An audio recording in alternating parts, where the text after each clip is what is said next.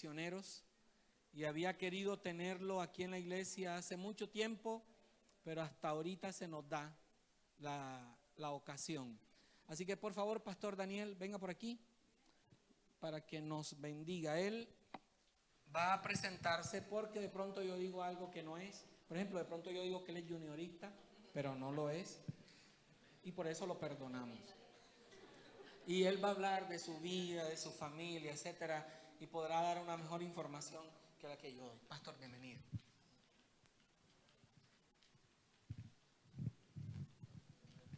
Buenas tardes. Bueno, el Señor les continúe bendiciendo. Soy Daniel Zapata y bueno, a Dios primero gracias por la oportunidad de estar acá. Y a los pastores también por la confianza de tener su servidor acá para acompañarles en algunos conceptos y algunas herramientas bíblicas que de pronto los pueden equipar para la vida. Yo soy Daniel Zapata, psicólogo clínico, teólogo. Tengo un consultorio psicológico en Medellín, soy de la ciudad de Medellín. Y bueno, allí atiendo lo que es psicoterapia para jóvenes, también para parejas, muy enfocado en parejas y familia. Casado, ya el 17 de diciembre cumplo 20 años de casado con mi esposa. Tengo 2 chiquis, Violeta de 14, los cumplió esta semana, y Josías de 6 años. También soy docente del seminario bíblico en la sede de Medellín, toda el área de teología, todo lo que termina en logía, esa es mi rama, ¿no? Eclesiología, escatología, cristología, neumatología, todo lo que termina en logía es mi rama. Y bueno, de vez en vez dando algunas charlas, conferencias, pues donde el Señor tenga en bien. Así que encantado de estar con ustedes. Cuando estaba en esa silla, pues digamos que hubo 2 episodios que crearon una imagen muy bonita. Primero, una interrogante que me venía haciendo el hermano Sergio. Me decía de pronto cómo conocí al Señor. Y verlos aquí, se juntaron esa pregunta y esta imagen de verlos acá, y comencé a evocar cómo conocí al Señor.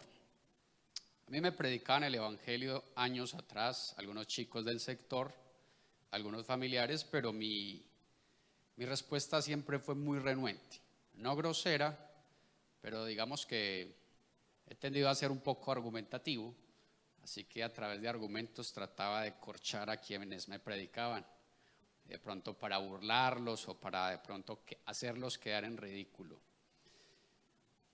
Y me creí muy argumentativo y llegué a las manos del Señor de la manera más boba. Unos amigos del barrio, de la juventud, estaban comenzando a ir a la iglesia. Estaban yendo a la iglesia, me estaban invitando, yo les decía que no. Hasta que uno de ellos me dio en el área más débil, ¿no? Y me dijo: Daniel, en la alabanza de esa iglesia hay unas niñas súper lindas. Vamos, yo se las presento. Yo, quédese con sus niñas lindas, yo tengo otras niñas lindas en otro lado. Y el hombre me insistió hasta que un domingo decidí ir al culto de jóvenes y fui a ver las niñas lindas, pero me encontré al más lindo, a Cristo. Ese día Dios me tocó. Recuerdo que entré un poco apenado porque la iglesia queda cerca a mi casa. Entonces hice todo un operativo para entrar a esa iglesia sin que los vecinos me vieran. Me entré por un callejón y me hice el bobas llamando en un teléfono público, mirando los balcones, todo estaba vacío y me entré. Cuando entré, un poco de conocidos. Y yo, chanfle, ahora sí se dieron cuenta que estoy acá. Estuve en el culto y al final el Señor me tocó. El Señor me tocó y desde eso pues viene mi peregrinación con el Señor. Recuerdo que esa vez el pastor oró al final e hizo pasar a los jóvenes al frente. Yo no iba a pasar al frente. Yo dije, bueno, suficiente con haber venido. Yo quería que terminara rápido para conocer las chinas, ¿no? Sobre todo una de las cantantes llamada Kelly, muy bonita ella. Y una chica con la que yo salí pues como en el mundo, me dijo, pasa adelante, pasa. Y yo, no, está bien así. Cuando te sacaba a bailar en las discotecas, tú salías. Ahora te saco a que oren por ti y no quieres salir. Y con eso me persuadió, salí al frente y bueno, el Espíritu Santo tocó mi vida y desde eso empecé a caminar con el Señor. Así que jovencitos, si algunos vinieron con esa intención, a lo mejor se van con otra sorpresa, ¿no? Pronto alguno viene a ver a algunas niñas y de pronto se encuentra con Cristo. Esa es la idea, ¿no? Encontrarnos con el Señor Jesucristo. Bien, vamos a abordar un tema muy actual, muy importante, que quiero dejarles como herramienta para discernir los tiempos que asedian a los jóvenes en esta contemporaneidad. Y he decidido titular esta conferencia Comprendo mi contexto. Los contextos para los jóvenes son muy importantes porque los jóvenes son los primeros que sienten los cambios y los dilemas del contexto. Comprendo mi contexto porque los jóvenes o sienten y padecen el contexto o deciden comprenderlo. Y hoy por hoy gozamos de unas filosofías de turno que necesitamos comprender, porque he visto en mi travesía cristiana que a los jóvenes de algunas congregaciones o los que intentan seguir a Cristo les afecta bastante algunas filosofías y algunas líneas de pensamiento de la contemporaneidad que quiero dejarles para que ustedes las identifiquen. No son las únicas, pero son algunas, 3 líneas de pensamiento de la contemporaneidad que ustedes necesitan identificar para que perfilen mejor su vida con el Señor. Así que le invito, cierre sus ojos un segundo y vamos a pedirle al Espíritu Santo que nos dé revelación y discernimiento. Señor, qué bonito este momento, qué bonito este espacio. Delante de tu presencia estamos, rogamos que nos des la capacidad de entender, la capacidad de discernir. Y así, Señor, yo pase mi época bien aferrado a ti, lejos de sucumbir ante las adulaciones del medio, lejos de sucumbir ante las tentaciones y ante las seducciones discursivas que pululan en esta época. Estos jóvenes son hijos de su época, son hijos de este momento histórico, un momento muy particular que necesitamos discernir, y ayúdanos a ello. A ti la gloria, Señor, y que seas tú en medio de nosotros. Amén. Comprendo que mi contexto. Comprendo mi contexto. Voy a introducir el tema diciendo lo siguiente. Tanto la historia bíblica como la historia universal se ha visto por etapas y por periodos. En la historia bíblica podemos reconocer periodos como la creación, el prediluvio, el diluvio, la dispersión, los patriarcas, la esclavitud en Egipto y el éxodo, el desierto, la conquista, los jueces y profetas, la monarquía, los años de silencio, la era mesiánica y la iglesia primitiva. Son los distintos periodos. Todo el que estudie Biblia pues va a tener que ver esos distintos periodos bíblicos. La historia universal reciente también se conoce por periodos: la prehistoria, la edad antigua, la edad media, la edad moderna y la edad contemporánea. Y cada época es iniciada por un evento o serie de sucesos que transmiten una idea innovadora. Y cada periodo marca modos de vida, conductas esperables, quehaceres pertinentes, indicadores de crecimiento, promesas de realización y criterios de inclusión. Cada época tiene lo anterior. Estamos en la edad contemporánea. Algunos la catalogan como la era digital, la época de la tecnología o la cuarta revolución industrial. Un autor llamado Zygmunt Bauman la denomina modernidad líquida. Esta teoría de la modernidad líquida dice que el mundo actual se caracteriza por su estado fluido y volátil, Los cambios rápidos generan aceleradas transiciones y dificultad para consolidar una identidad cultural.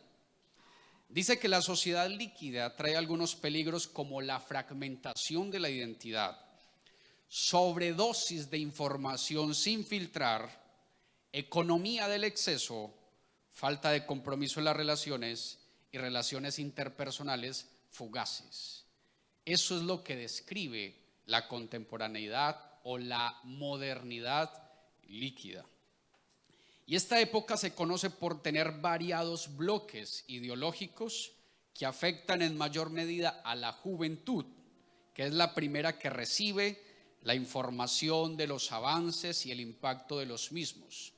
Ustedes son veedores VIP de los cambios que ocurren a nivel de la contemporaneidad. Casi que los jóvenes, cada cambio que tiene la cultura y la época son los primeros receptores, quienes lo viven, lo sienten o lo padecen. Y hoy sí que más por el acceso que ustedes tienen a la información, a las redes. Un buen número de ustedes tiene un celular inteligente, tiene acceso a información, tiene acceso a internet. Así que ustedes reciben de primera mano los cambios de pensamiento, las modas, cuáles son los cantantes de turno, cuáles son las filosofías de turno. Y como dije anteriormente, se vive, se siente o se padece. Esta semana murió una joven bajo un reto en una discoteca en Cali por ingerir en poco tiempo una cantidad X de licor. Son retos. Y como ya saben, en internet hay muchos retos. Así que algunos los viven, otros los exhiben, otros ganan seguidores con esos retos, pero hay quienes sufren los retos, como esta joven, esta señorita de 23 años en la ciudad de Cali, que padeció un reto que es un fenómeno de la contemporaneidad para manejar o exhibir o ostentar ciertas conductas en redes sociales. Así que la juventud es la primera que recibe los avances y el impacto de los mismos. Y quiero destacar algunos bloques ideológicos actuales, sus tramas y sus peligros, de manera que los identifiquemos para hacerles frente. El primer bloque ideológico de esta contemporaneidad que quiero invocar es la ideología de género. Es la primera que vamos a invocar. Uno de los retos de la época es la identidad de género. Este reto apela a la vivencia interna e individual del género tal como cada persona la siente, la cual puede corresponder o no con el sexo asignado al momento del nacimiento, incluyendo la forma de relacionarse con el cuerpo. Así que la ideología de género le dice: usted no es de acuerdo al género o sexo que le asignan al momento de nacer, usted es como se interprete, como usted sienta ser. Y el tema con la ideología de género es que ha creado una cantidad de géneros. Entonces están las iniciales de ciertas letras, están las letras y aparece por último el ¿qué? El más. Es decir, vienen más. Así que le dan una gran oferta de géneros a los chicos y a las chicas para que puedan identificarse como quieren. Entonces la ideología de género crea confusión de género. Hay un caso emblemático en Europa donde un señor de 56 años se identifica como una niña de 6 y se viste como una niña de 6. ¿Y sabe qué es lo más curioso? Que una familia la adoptó. Un señor de 56 años se cree niña de 6 años, se viste como niña de 6 años y fue adoptada por una familia. La familia asume que es su niña, pero es un tipo de ¿qué? De 56, es un barbao. Es un barbao, yo lo he visto. Barbao de 56 años, pero por la ideología de género se cree niña de 6. Ya van interpretando ustedes los peligros de la ideología de género. Hace poco estaba dando un devocional a una familia vino un chico que es algo amanerado y llegó a esa casa y le dijo a alguien de la casa, yo interrumpí, me dijeron, pastor, déjame yo atiendo al chico. Resulta que el chico le dijeron que fuera a presentarse a una entrevista de trabajo al día siguiente. El chico es un poco amanerado, tiene cabello largo y yo escuché por la ventana cuando el chico le dijo a la señora de la casa, ¿y vos qué me recomendás? ¿Voy como hombre o como mujer? Claro, yo escuché eso, no dije nada por respeto, pero ahí es donde uno mira los alcances de esta filosofía. ¿Voy como hombre o voy como mujer? ¿Usted qué me recomienda? ¿Qué me conviene más? Así que el desafío de esta ideología está en ofertar la idea de que una joven o un joven escape del esquema convencional de ser según el género asignado. Esta ideología propone diversidad de géneros y cada quien elige qué quiere ser. Hay otro caso emblemático donde un tipo se cree mujer, lo meten a una cárcel de mujeres y deja embarazada un poco de mujeres. A mí no me metan a una cárcel de varones porque yo soy ¿qué? Toda una dama, pero esa dama embaraza un poco de damas allá en la cárcel. Ah, no, allá cambió, ¿no? Allá ya resultó ser el mero macho de la cárcel y preñó un montón de damas y de presidiarias.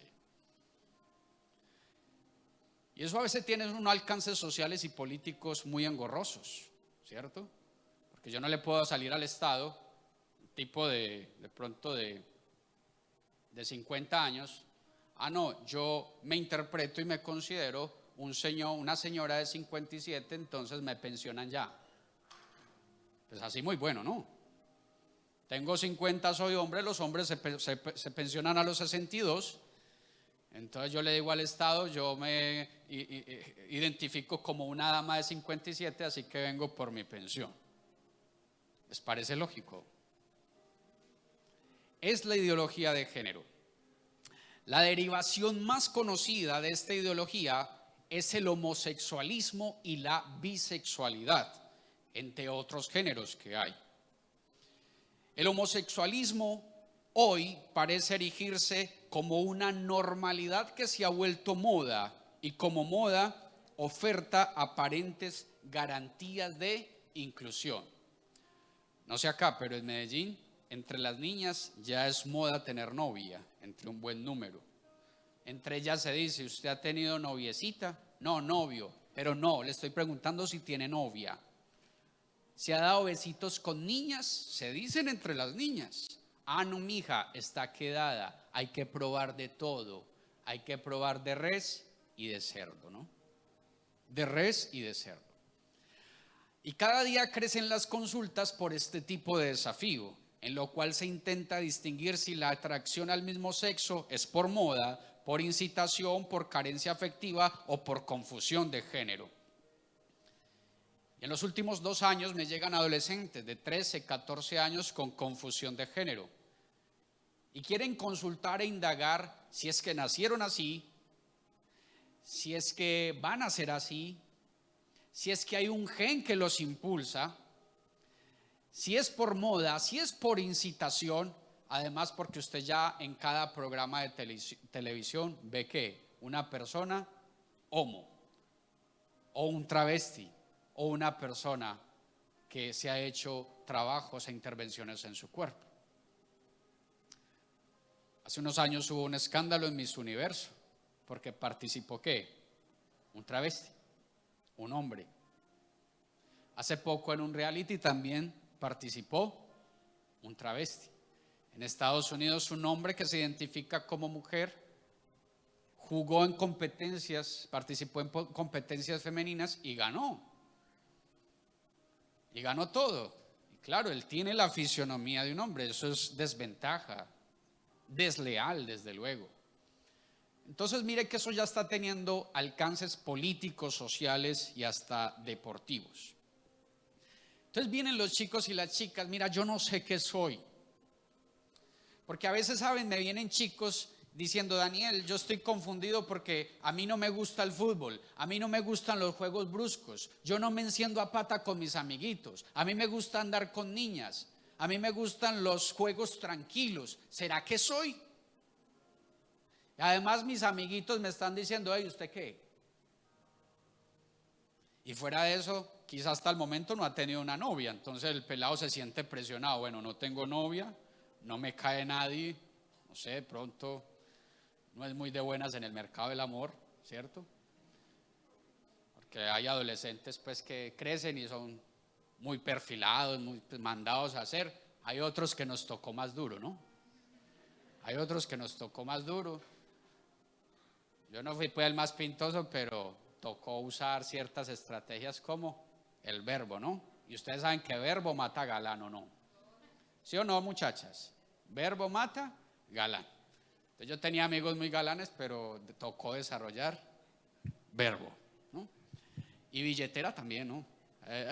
Claro, sí, o sea, no solo de verbo vivir a una mujer, sino de todo lo que salga de la billetera. Es primera de Jericó 3:15. Entonces viene un pelado presionado, ¿no? O también una pelada presionada. No, es que a mí no me miran los niños, miran es a mis amiguitas. Ya mis amiguitas me están diciendo que yo qué, porque no me han visto con. Yo estoy sintiendo que de pronto mi inclinación va a ser por el lesbianismo. A propósito, hay una niña que me está mandando noticas. Entonces, ¿yo qué soy?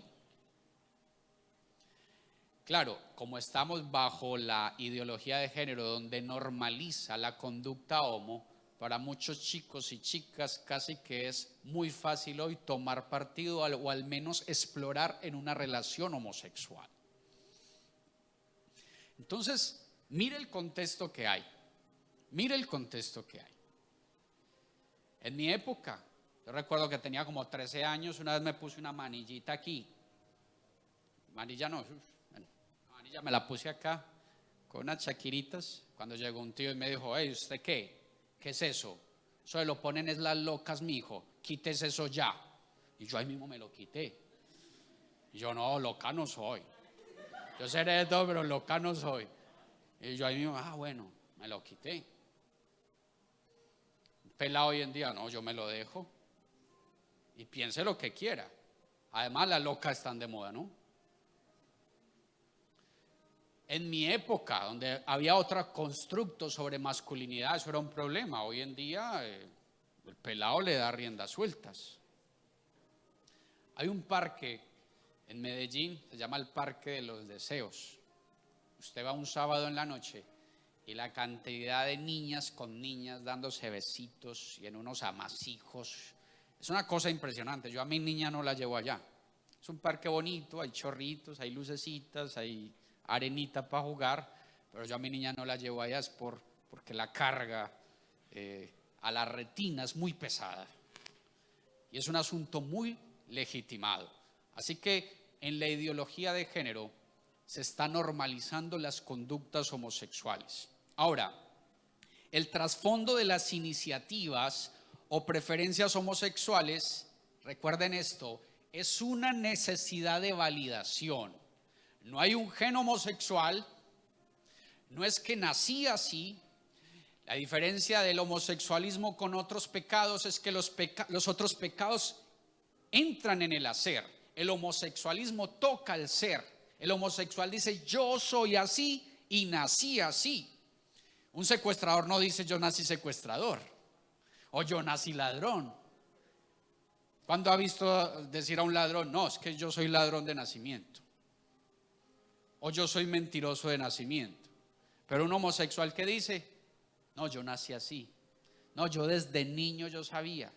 A mí me gustaba era el rosadito, el moradito. ¿Y qué tiene que ver los gustos de colores con una inclinación de género? Pero la cultura va presionando, ¿no? Pero el trasfondo de la conducta homosexual es una necesidad de validación. Por la carencia actual del rol masculino en un buen ejercicio paterno, se viabiliza la homosexualidad. Recordemos que lo masculino marca la identidad, la seguridad y la validación. Un papá que hace un buen ejercicio paterno valida a un hijo y a una hija. Las madres no validan tanto como un papá. No es lo mismo que el chico esté en el campo de fútbol y haga el gol. No es lo mismo que se lo celebre la mamá que se lo celebre el papá. No es lo mismo. Cuando celebra el papá, el chico se siente un aire, ¿no? Una euforia interna. Pero cuando la mamá está en la malla ya gritando como una loca, ay, amaya, es otra vieja loca más, ¿no? Pero cuando está el papá, hijo, buen gol. El pelado queda como, wow, ¿cierto? Un aire. No es lo mismo la validación de un papá que la validación de una mamá. Porque la validación de una mamá es casi que por derecho, casi que una obligación. Porque los bebés cuando nacen casi que sobreviven a partir de la mamá, así que ellos ven a la mamá como un asunto de propiedad, ¿no? Me tenés que alimentar, me tenés que cuidar, me tenés que abrigar, pero el papá no, el papá es un tercero que observa. Entonces por eso los niños se comportan distinto con la mamá que con el papá. Con la mamá se sitúan desde la exigencia, me tienes que, con el papá no tanto. El niño mío de 6 años, cuando sale con la mamá, me das una galleta ya, no tengo plata, pues va y retira, allá hay un cajero, saque la tarjeta, usted sí tiene, me la da ya. Cuando él sale conmigo, papá, tiene para que me dé una galleta. ¿Sí ven la diferencia? A la madre le exige, al papá le pide el favor. Así que uno de los trasfondos del homosexualismo es una carencia del rol masculino y paterno. ¿Y qué pasa?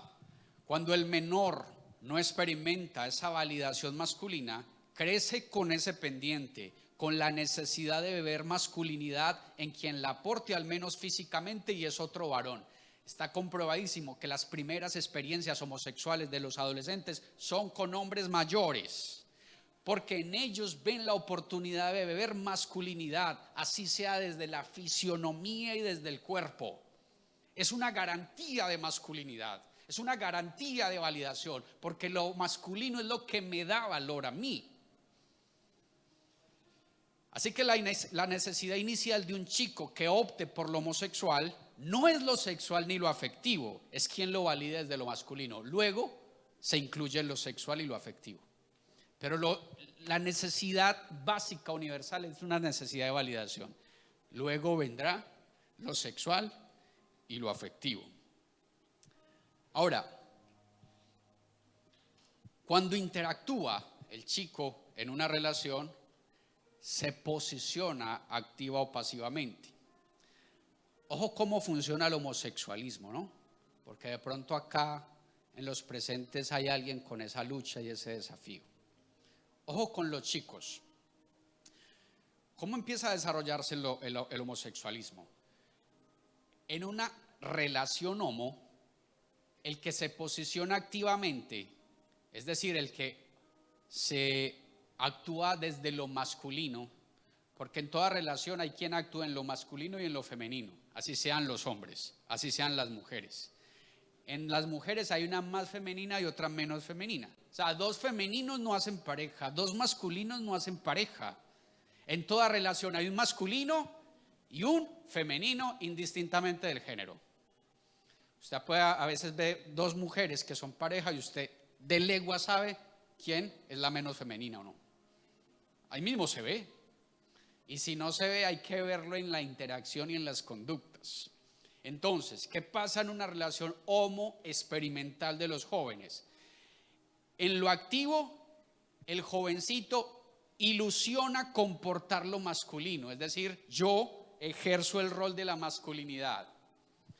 Y en lo femenino, en lo pasivo, bebo de la masculinidad que está ejerciendo el otro.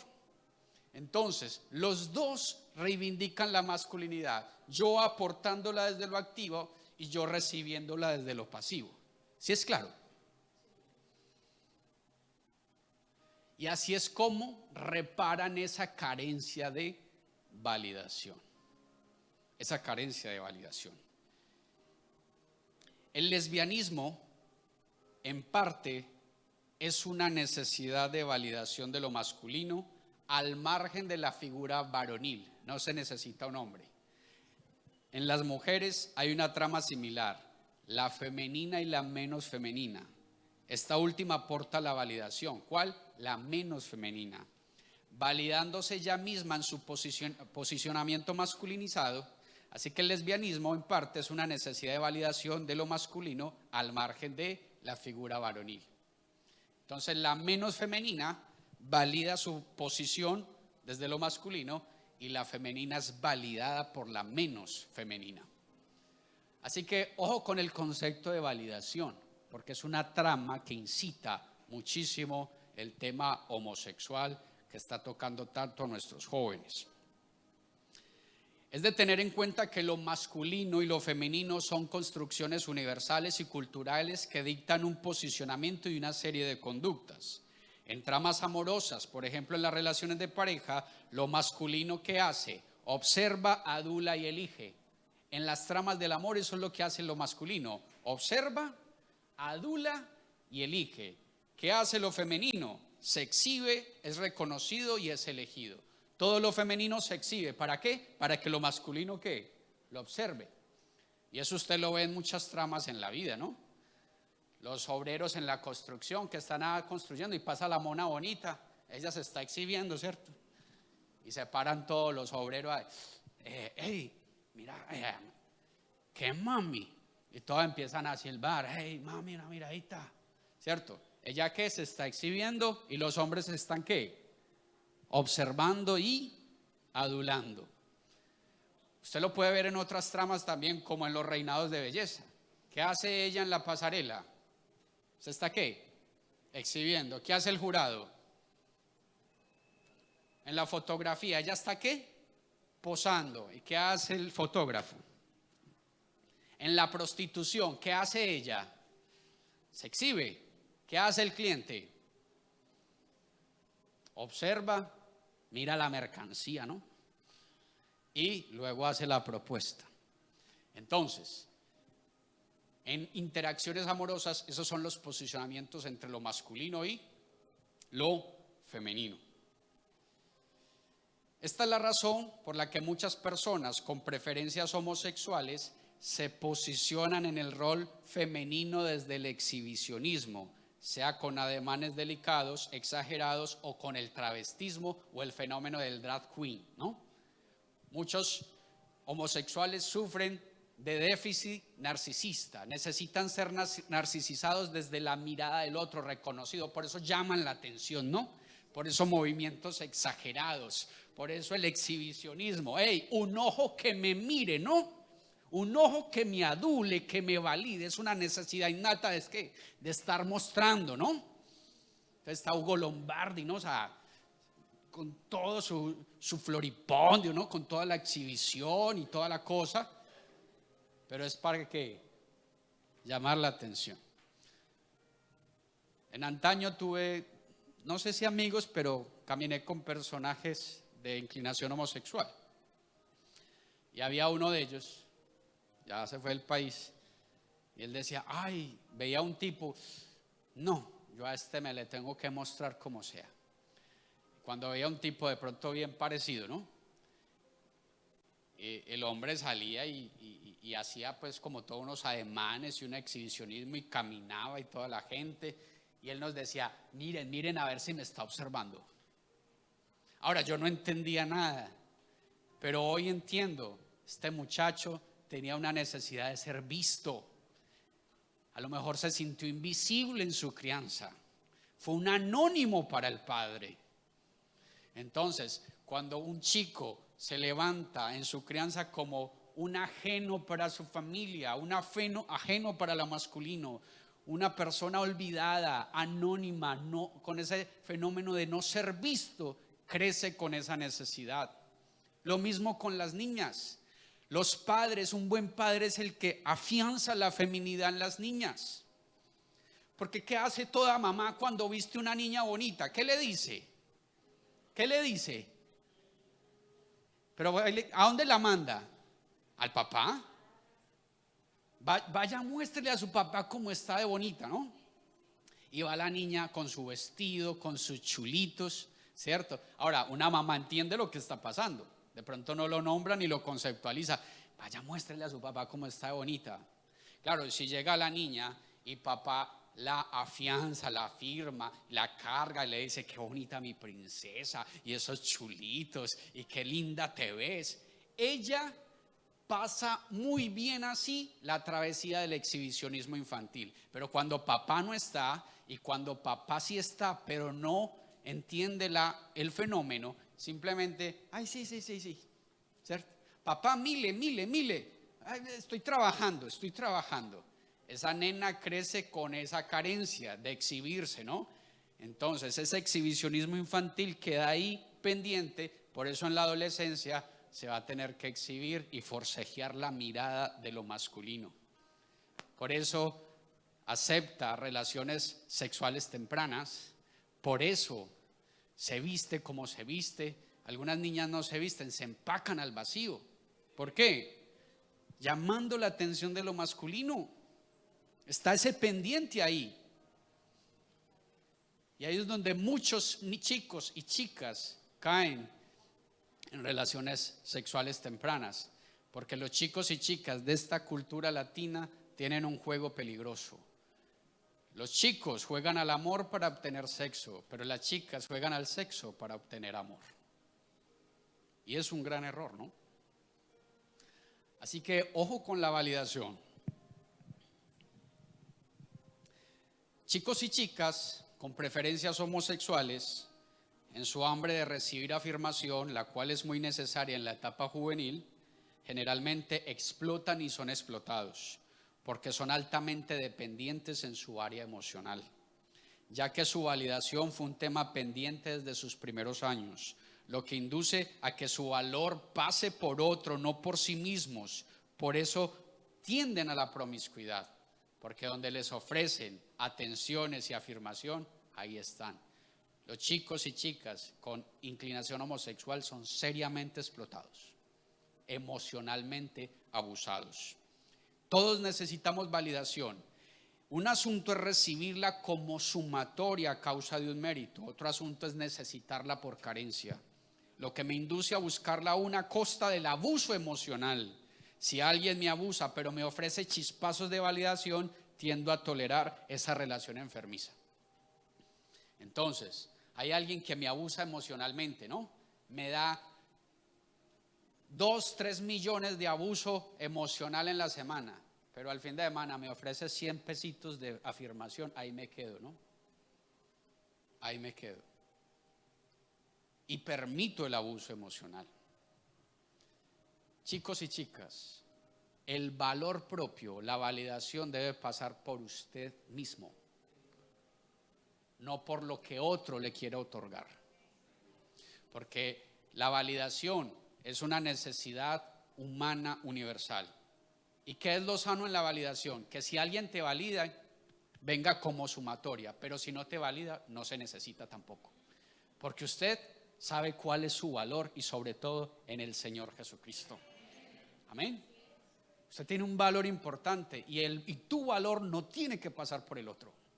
No puede pasar por el otro, porque usted entonces va a depender de los demás. No puede pasar por el otro. Tu valor depende de lo que Dios pensó para ti. ¿Qué tal si dices conmigo? Mi valor depende de lo que Dios planeó para mí. Amén. ¿Queda claro? Entonces mire los alcances de lo que es la ideología de género. Vamos a mirar el segundo bloque ideológico de esta cultura. Distorsión de las áreas emocional y sexual. Distorsión de las áreas emocional y sexual. Empecemos con el área emocional. Por el mismo ambiente cambiante y poco consistente, el sistema emocional tiende a responder de la misma manera. Esta es una generación paradójica, con mucho acceso a la información, pero con poco contenido. Y este ambiente induce a la presentación de emociones con cierto perfil. ¿Cuáles son las emociones de muchos jóvenes hoy en día? Emociones volátiles. No se consolida un perfil emocional en el tiempo porque el tiempo está variando rápidamente. Segundo, emociones fatalistas. Dentro de la galería de emociones se privilegian las negativas, las tendientes a episodios depresivos. Esas son las que se privilegian. Mira, el sistema emocional es como abrir un acordeón. Ustedes acá saben de acordeones, ¿no? El sistema emocional es como abrir un acordeón.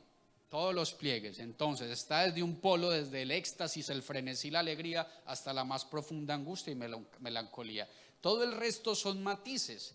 Todos esos pliegues emocionales uno los puede llegar a sentir en la vida. El tema hoy en día es que algunos adoptan emociones fatalistas y se quedan de este lado. Creen que no se merecen, que no es sano estar allá.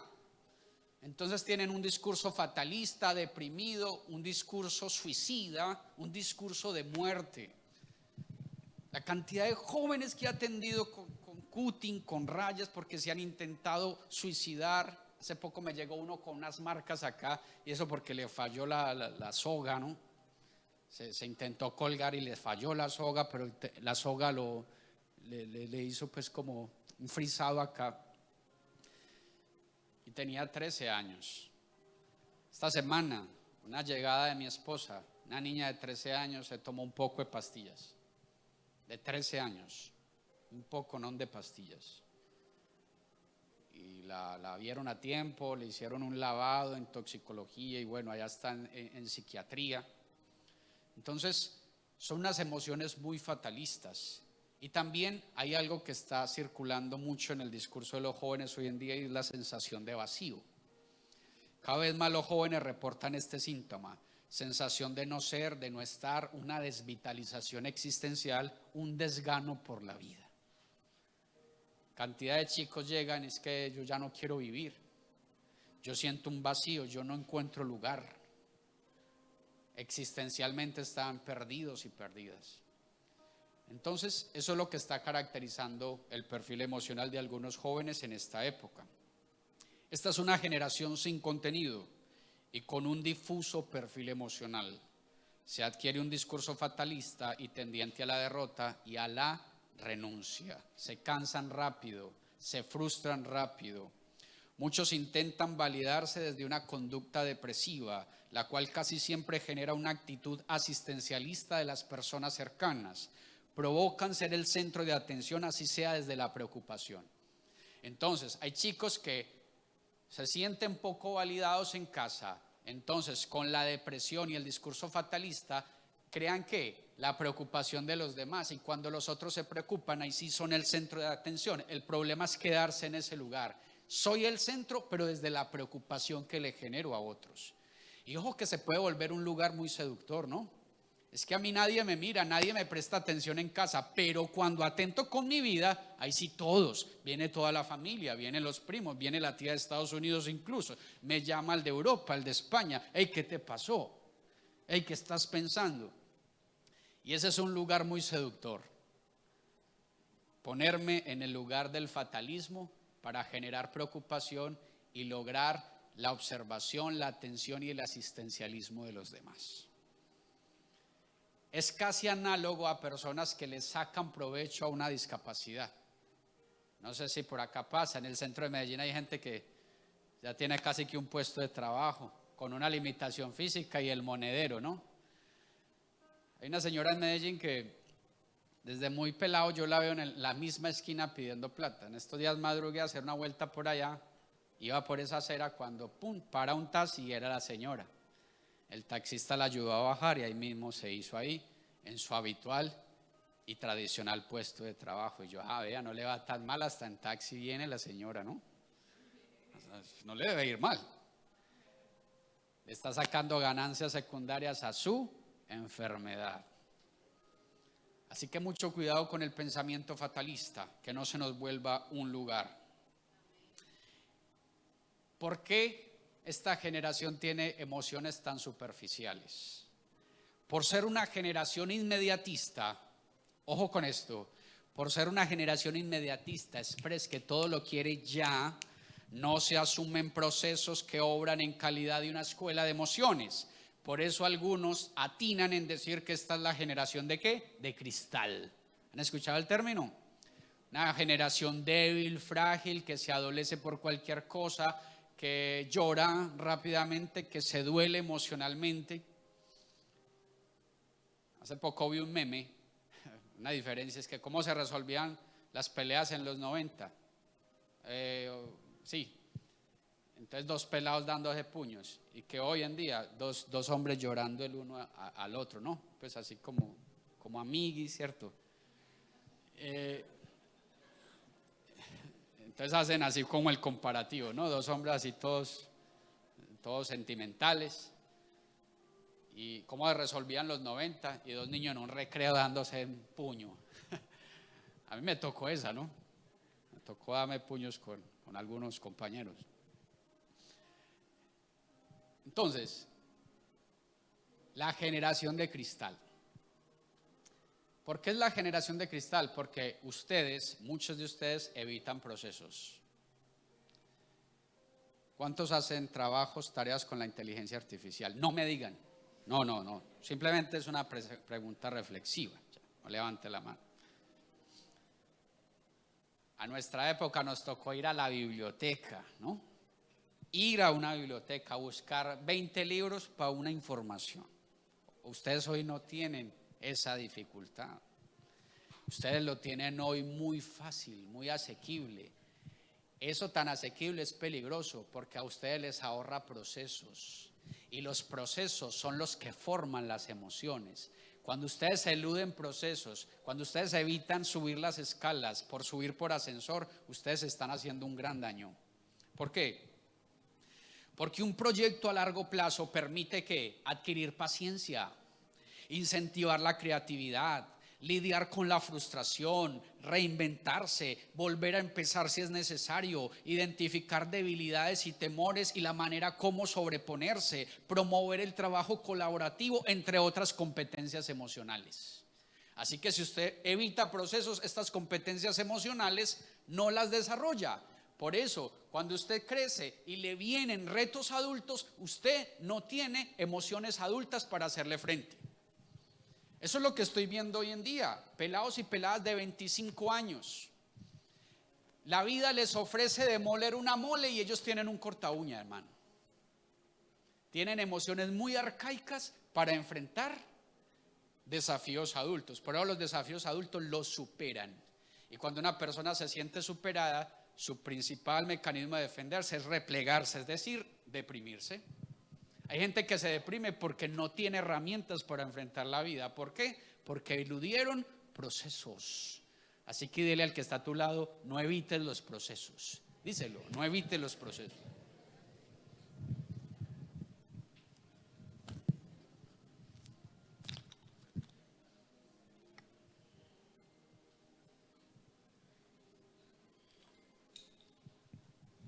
Pero como es una generación del clic, ¿no? El clic, de lo fácil y rápido, se pierde la oportunidad de cualificar emociones. Por eso se tiene tan baja tolerancia a la frustración. Y una de las opciones que brinda el medio es contemplar la posible renuncia a la vida cuando una persona está frustrada, no sin antes verse en la tentación de enajenarse con sustancias alucinógenas. Estos días atendí a un chico que consume drogas y me dice: Daniel, la vida es tan dura como para llevarla en sobriedad. Yo necesito estar enajenado con drogas para poder interpretar mi realidad, para poder sortearla. ¿Cuántos jóvenes caen en drogadicción porque en su estado de sobriedad, en sus competencias básicas y elementales, no les da para enfrentar la realidad? No les da para enfrentar un rechazo, una decepción, una ruptura amorosa. No les da. No tienen la consistencia emocional para los desafíos. Por eso, mis queridos y queridas, si usted va a seguir a Cristo, tenga en cuenta desde aquí que el Señor es de procesos. El Señor no te va a copiar ni va a ir al ritmo de tu acelere. Señor, hago esta oración, pero yo creo que para mañana es tarde. Aquí no fue.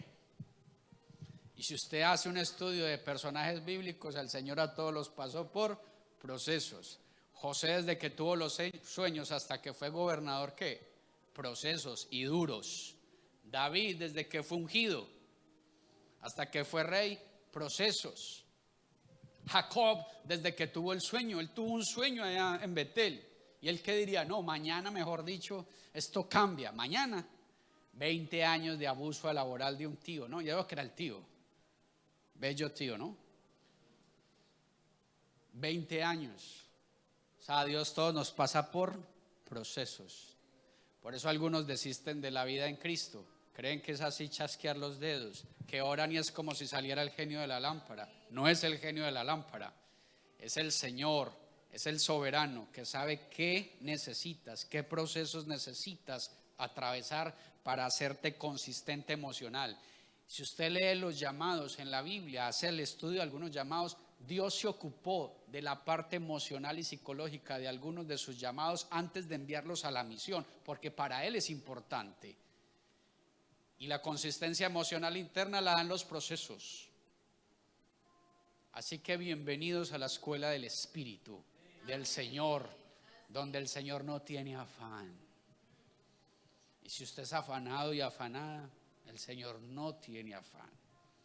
Porque el Señor quiere hacer algo muy bueno contigo y no lo va a hacer a la carrera, no tiene afán. El Señor sabe cuán importantes son los procesos, cuán formativos son los procesos. Así que huyámosle al fenómeno de la generación de cristal, seamos la generación de cristianos, ¿no? De hijos de Dios que entienden los momentos de Dios para nuestra vida. Además, el Señor nunca se comprometió en la Biblia a cumplir nuestros sueños, porque a veces se nos dice mucho, muy bonito desde el púlpito, venga Cristo y Él cumplirá sus sueños. No, eso no lo dice la Biblia. Dios es de propósitos. Dios no va a cumplir nunca tus sueños. Dios va a cumplir ¿qué? Sus propósitos en ti. Así que bájese de esa nube que es que aquí en el cristianismo Dios me va a facilitar las cosas. No. Él nunca prometió hacerte rico, no prometió cumplir tus sueños, y los jóvenes somos muy soñadores, ¿no? Dios cumplirá su propósito en ti. Ya. Usted nació con un propósito, a eso se comprometió el Señor. ¿Cuál es tu tarea? Entenderlo, comprender cuál es el propósito de Dios para tu vida, para que no te frustres. Si lo conoces, no te frustres. Segunda distorsión del medio, distorsión en lo sexual. Ya vimos lo emocional. También hay una distorsión en lo sexual. Es una cultura erotizada e hipersexualizada. Usted ya ve que hasta para venderle a uno un confite aparece que una nena en vestido de baño, ¿no? Es una cultura hipersexualizada. Antes, el puente entre el joven y la sexualidad era la fantasía. Actualmente no hay necesidad de fantasear. El estímulo y la información están a la mano, como es el recurso de la pornografía. La pornografía está a la mano. Nosotros no tuvimos pornografía asequible, así que el puente entre el joven de aquella época y la sexualidad era fantasear. Hoy en día ya no hay ese puente. El joven no necesita fantasear. Tiene la información, el estímulo a la mano. Y hay una presión social por incursionar prematuramente en la vida sexual. La sexualidad ejecutada en genitalidad se volvió ítem de realización y de inclusión. Recordemos que el concepto de sexualidad es muy amplio, ¿no? Pero la cultura nos ha dicho que sexualidad es genitalidad. La genitalidad es una de las partes de la sexualidad. Sexualidad es interacción sexuada, sexualidad es mirada, sexualidad es caricia, sexualidad es compartir, sonreír, es compartir momentos, es la tomada de la mano, es sentarse a la mesa. Eso es interacción sexuada. Pero la cultura nos ha dicho que sexualidad es ¿qué? Genitalidad. Y solo nos venden y nos apremian con ese componente de la genitalidad y una mala interpretación de la sexualidad puede acarrear bastantes problemas. Esta cultura dice que si usted no ha tenido prácticas sexuales como las genitales, se encuentra en un rezago social y cultural. Usted es un zanahorio o ya están dudando de sus preferencias sexuales, ¿no? Hey, Andrés, ¿usted qué no le ve novia, hermano? ¿Usted qué hermano? Usted sí es de este equipo. Ay, tan bobo. ¿Cierto? Mi hija es patinadora. Hace 2 años la ingresé a un equipo de patinaje. En la primera clase una niña se le presentó. Hola, me llamo tal. ¿Cómo te llamas? Ah, me llamo tal. ¿Cuántos años tienes? Tantos. Ella tenía 11. ¿Ya perdiste la virginidad? Esa fue la segunda pregunta, ¿no? Una niña de 10 años le dijo a mi niña, ¿y usted todavía es virgen? Y yo, pero pues tómese en algo al menos, ¿no? ¿Qué preguntas? Pero de una. Esa fue la pregunta. Ay, yo ya la perdí. No, es que uno ya está ahí virgen. No, 10 años. Pues, no sé. A lo mejor porque los pelados a veces son muy chicaneros, ¿no? Sobre todo con ese tema. No, yo estuve como con 15.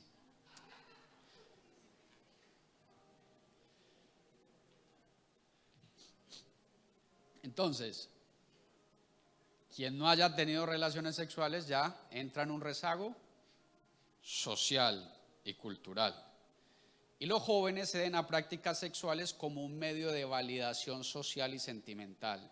Se exige sexo como medida del amor. Si usted me ama, deme sexo. La tal pruebita, ¿no? Pronto aquí algunos les han pedido la pruebita. Pruébeme que me ama. Así que, jovencitas, si un chico le dice eso, nada de pruebitas. No hay pruebitas para ti. Mi prueba es con el Señor. Mis convicciones son con el Señor.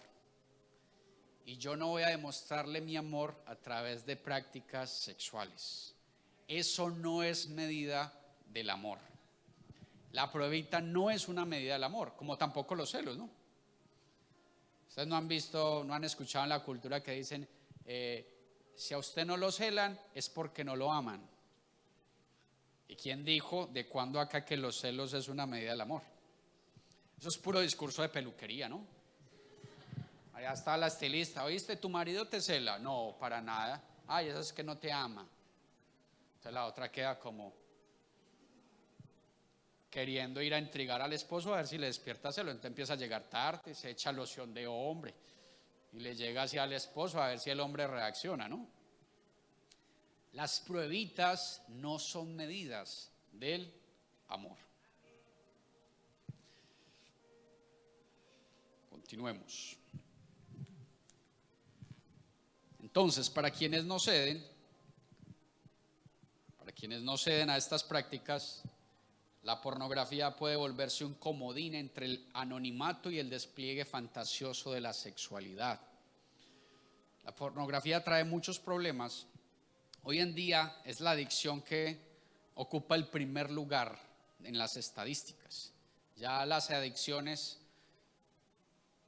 que ocupaban el primer lugar, como eran las adicciones a las drogas, al licor, ya eso fue desalojado de ahí. Hoy en día la principal adicción es la pornografía. Yo he tratado casos de pornografía y les digo que es bien difícil salir de ahí. Es bien difícil salir de ahí. Hace poco atendí a un chico, un joven que está casado, dejó de frecuentar sexualmente a su esposa porque el hombre estaba absorto consumiendo pornografía. ¿Y saben qué me dijo? Daniel, he consumido tanta pornografía que lo natural ya no me estimula, solo lo artificial. Tremendo problema. Ahí se le estaba dañando el matrimonio al hombre, ¿no? ¿Qué pasa con la pornografía? Que nos induce a ser abusivos, a tener prácticas sexuales tempranas y erróneas o abusivas, o la pornografía también repliega al joven y a la joven a la soledad porque ya no necesita relacionarse, porque se relaciona y se aprende a relacionar desde la fantasía y la virtualidad. Entonces, generalmente quien consume pornografía en algún momento puede hallarse muy solo. Para terminar este punto, tengan en cuenta que la industria pornográfica no le interesa formarte en esa área, en si tienes o no salud sexual, si te embarazas precozmente o si contraes VIH. Le interesa sus altos ingresos en dólares nomás. A la industria pornográfica solo le interesa sus ingresos en dólares. No está preguntando en su pedagogía, en su formación, en si usted sale embarazada o no. No se está preguntando eso. Si hay una enfermedad de transmisión sexual. A la industria pornográfica no le interesa cuántos enfermos de VIH hay en un pabellón de enfermos de ese tipo, de seropositivo. No les interesa para nada. Solo gozar de sus grandes ganancias. Así que la distorsión del área sexual y emocional es otro bloque ideológico de la época. Y vamos al último bloque ideológico de esta época, es el nuevo ateísmo. El nuevo ateísmo. Entendamos por nuevo ateísmo aquella forma política y académica de negar la existencia de Dios. Ese es el nuevo ateísmo, aquella forma política y académica de negar la existencia de Dios. Aquel conglomerado de ideas que critican la fe como retrógrada y anticuada, ven al creyente como básico y simplista. El nuevo ateísmo presenta un corte racional y academicista. Por tanto, promete a sus adherentes, regularmente jóvenes, incautos y ávidos de identidad, les promete rigor intelectual.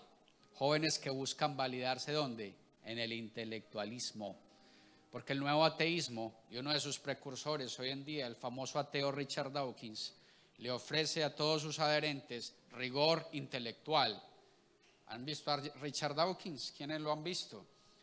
Cuando uno de los participantes a sus foros le decía, ¿qué debo decirle a un cristiano si me lo encuentro? Él decía, solo búrlate de él en la cara.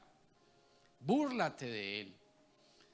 Y hay jóvenes que entran a la universidad y les da pena decir que son cristianos y que tienen fe, porque les da pena reconocer su fe delante de ellos y parecerían o les hacen sentir que son que tienen menos rigor intelectual. ¿Por qué? Porque creen en el creacionismo, y los ateos dicen que el creacionismo es un acto muy simple, que no hay rigurosidad como el principio evolucionista, ¿no? Cuando entré a la universidad estaba recién convertido. Yo me puse a estudiar Biblia. Recuerdo que cuando confesé a los chicos y compañeros que era cristiano era porque se estaba organizando tremendo festín en una finca. Daniel, ¿quieres ir? No, yo no voy. ¿Por qué? No, mira, yo no participo de esas cosas. ¿Qué pasa? Ah, no, es que yo soy creyente, tengo unos principios cristianos. Y todo es como, ay, qué pesar de Daniel. Me excluyeron, me rechazaron, me desestimaron, y en clase, en participaciones en clase, me tiraban indirectas. En clase de física, yo antes de psicología estudiaba ciencias naturales, licenciatura, en clases de física, biología, ¿cierto? Hacía mofas de Dios, pero eran indirectas porque yo era el único cristiano en ese momento. Y tuve que experimentar el rechazo y la exclusión. Pero como a mí siempre me fue bien en las ciencias naturales, ¿cierto? En algún momento del semestre me vi rodeado de cantidad de chicos ayudándoles a pasar el semestre y a estudiar para sus exámenes. Daniel, colabórame con las reacciones químicas. Daniel, con la biología. Daniel, cuando estudiamos. En algún momento me vi en la Facultad de Educación de la Universidad de Antioquia rodeado de jóvenes para que les explicara conceptos. Y el colofón fue cuando saqué el mejor promedio de la Facultad de Ciencias Sociales y Humanas de la Universidad de Antioquia. Mi nombre apareció en la cartelera ya, mejor promedio de 5 carreras de la Facultad de Ciencias Sociales, allá fue el mío. Y yo perseguía ese lugar porque a uno lo exoneraban de la matrícula. Allá está el cristianito, ¿no? El evangélico. Primer promedio de la facultad. ¿Cuántos estudiantes tiene una facultad? Muchísimos. Y al que rechazaron y al que excluyeron, pero orándole a Dios: Señor, dame sabiduría para relacionarme con esta generación, con mis compañeros. Yo no me voy a fatalizar acá, que es que me excluyeron, que pobrecito yo, pobrecito nada. Vamos a estudiar y a esforzarnos, y el nombre de Dios fue glorificado entre mis compañeros. Así que no mires la fe como un asunto retrógrado, no es una simpleza intelectual. Daniel y sus amigos parecieron mejores que sus generaciones, personas con unos dotes impresionantes, pero ellos le creyeron a Dios y fueron 10 veces más que sus contemporáneos, pero porque honraban al Señor de los cielos. Pero el nuevo ateísmo le dice a los jóvenes: hey, ustedes son básicos. Y algunos de esos jóvenes en las universidades se muestran prepotentes, con actitud crítica, con perfil académico más elevado, emiten conceptos aparentemente impenetrables y asumen la filosofía como un discurso que descresta, con la cual buscan propender su racionalidad. La filosofía busca descrestar a veces. Sé que tiene algún sentido, pero es más el descreste. Esta generación del nuevo ateísmo dicen no tragar entero y cuestionan la Biblia desde una categoría de conocimiento que ésta no tiene, pues la Biblia no es un tratado científico. Así que nadie en la universidad te puede equiparar la Biblia a un tratado científico, porque no lo es. No lo es. Si Dios hubiese querido darle ese contenido a su palabra, estaríamos locos. Si dándole un contenido redentor y amoroso a algunos les cuesta aceptarla, ¿cómo sería si Él expresara lo más profundo de su sabiduría y conocimiento? Por allá se puso Job a hacerle preguntas a Dios y Dios le dijo a Job: sí, muy paradito, muy intelectual, cíñete, yo te pregunto y tú me vas a responder, papito. Job 38 y 39, y Dios le hace una serie de preguntas. ¿Sobre qué bases está la tierra? ¿Conoces la proyección de la luz?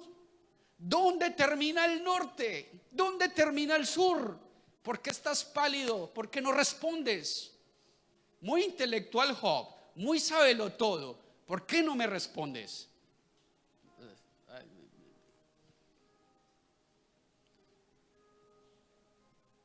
¿A quién les ha enseñado el camino de la sabiduría? ¿Dónde están las fuentes de los mares? ¿Dónde los depósitos de las nieves? ¿Por qué camino se va el sonido del trueno? Y el hombre callado, ¿no? Callado. Así que cuidado con las promesas del nuevo ateísmo, el cual promete sacarte de la ignorancia cuestionando tu fe como un acto racional básico y elemental. La fe no es un acto básico ni elemental.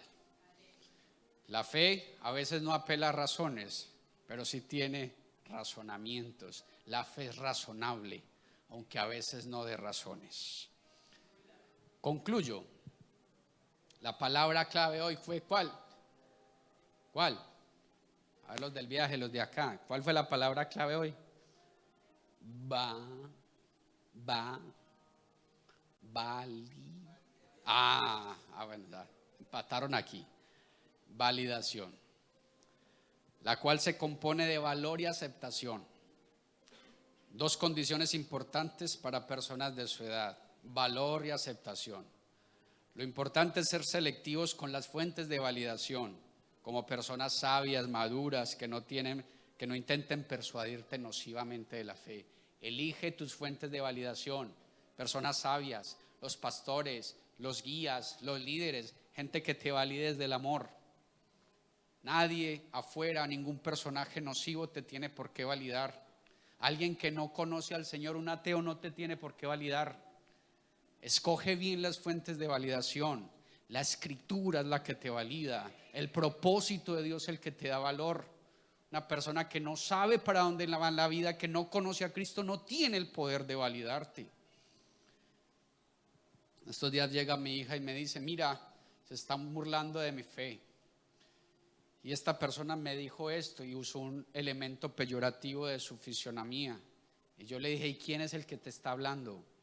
¿Quién es? Si tiene la autoridad moral, si tiene el peso en la vida para calificarte. No tiene el peso. ¿De quién eliges recibir validación? Así que importantísimo es acudir al Señor como fuente de validación. Él entiende tu momento, sabe muy bien la época en la que estamos y no se equivocó al darte vida en este momento histórico. Así que te da las herramientas para afrontar tu realidad. Jóvenes, esta es su época. Ustedes son hijos de esta época. Este es un momento histórico, un poco volátil, un poco fluido, pero la palabra del Señor permanece para siempre. Es roca, es firmeza. Así que bajo los principios de la palabra, ustedes tienen que enfrentar esta realidad tan cambiante y camaleónica. Este mundo está muy plural y diverso, pero la palabra de Dios es absoluta. Permanece para siempre y sus principios no cambian. Dios es inmutable, no cambia y sus principios siempre tendrán operación. Sus principios siempre se van a cumplir, siempre se van a cumplir. Filosofías de turno: nuevo ateísmo, distorsión del área sexual y emocional y la ideología de género. Tengan cuidado, seamos sabios, buscadores del Señor, y permítanme orar por ustedes. ¿Qué tal si se ponen de pie, por favor?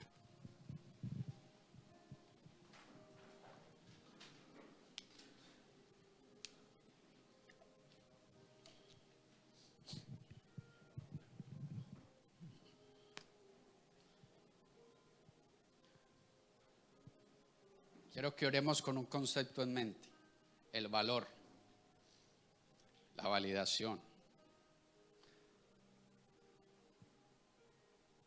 Yo me siento valorado cuando al maestro agarra su camino hacia el Gólgota, diciéndole al Padre: Padre, hay otra manera de hacerlo, y el Padre hace silencio diciéndole: no hay otra manera. Y el Señor caminó al Gólgota, se subió a la cruz. Algunos le decían: si es hijo de Dios, que se baje de allá. ¿Y sabe por qué no se bajó?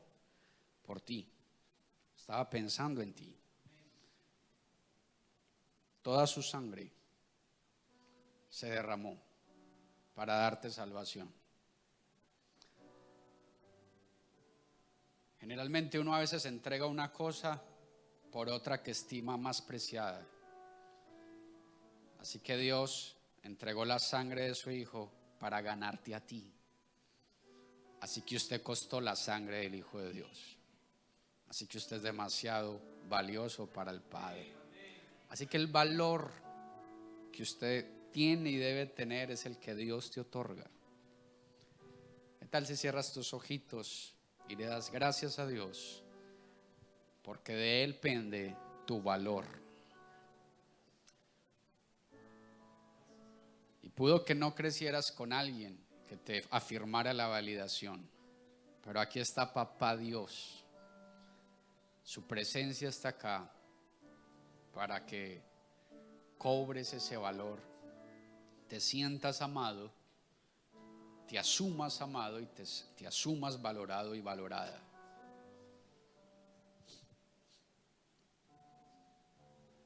Reconoce que le has dado mucho poder a otros para calificarte. Yo creo que eso termina hoy, aquí. Insisto que persigas el conocer la voluntad y el propósito de Dios para tu vida. Así no te andarás comparando. Así sabes qué metas perseguir. Así te proyectas y tu propio evaluador será el propósito de Dios en tu vida, no el propósito de otro joven ni de los famosos. Señor, tu buena mano con estos jóvenes, que entiendan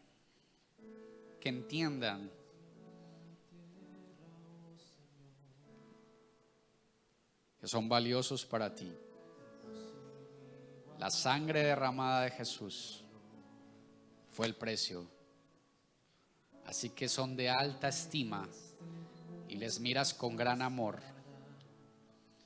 Ayúdales a sobrellevar de manera bíblica y espiritual los retos de esta época, en el nombre de Jesús. Como tú en la tierra, oh Y así como Daniel y sus amigos, estos jóvenes rendidos a ti, en oración, en obediencia, impacten su generación, impacten con sus ideas, con sus convicciones. Que ellos no se conviertan a sus amigos se conviertan a ellos, porque tienen claridad en sus ideas, emociones consistentes, convicciones permanentes. Señor, como sucedió en Babilonia, un sistema filosófico, religioso y político pagano, y en medio de ello brillan unos jóvenes que fueron hallados 10 veces más. Y yo ruego delante de ti para que estos jóvenes, los que se metan contigo en oración de verdad, sean hallados 10 veces más en su generación, 10 veces más en fe, 10 veces más en productividad, 10 veces más como ciudadanos, 10 veces más como hijos, como padres, como hermanos en la fe, 10 veces más. En el nombre de Jesús. Gracias, Señor.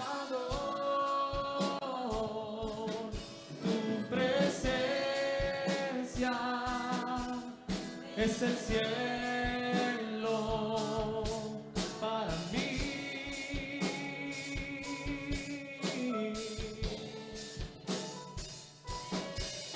Tu presencia es el cielo para mí.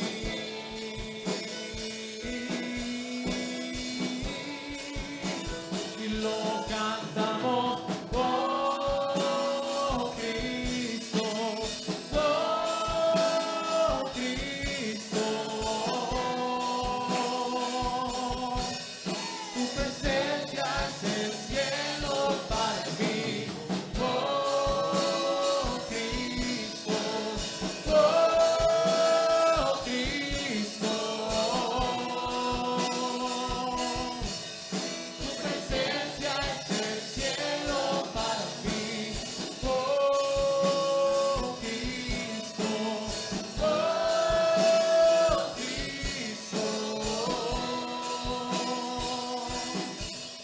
Tu presencia es el cielo para mí. Señor, finalizo rogando para que esta juventud comprenda su contexto y su momento. Discernimiento, sensibilidad, ojos abiertos, llenos del Espíritu, para interpretar su realidad y sus peligros, para interpretar las bondades de su contexto, los riesgos, y para adaptar las conductas y las decisiones de acuerdo a la palabra de Dios en medio de tanto asedio filosófico, discursivo y engañoso.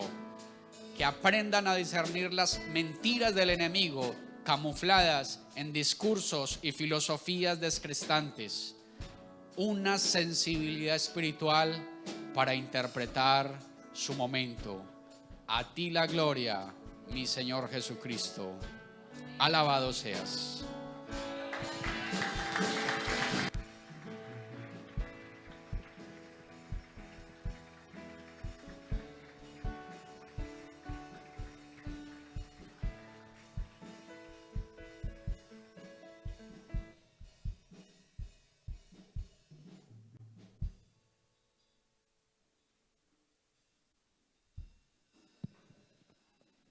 Gloria a Dios. Qué bueno es nuestro Dios cuando nos habla con un propósito, ¿cierto?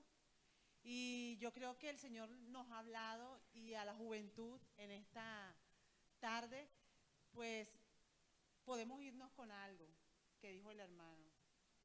Y es que tu valor no lo determina nadie, lo determinan los planes que Dios tiene para tu vida. Y tenemos que irnos con eso en esta noche. Solamente los planes y propósitos que Dios tiene con tu vida son los que van a determinar ese valor tan grande que tú como joven, como adolescente, tienes en medio de la sociedad. Y por eso le damos gracias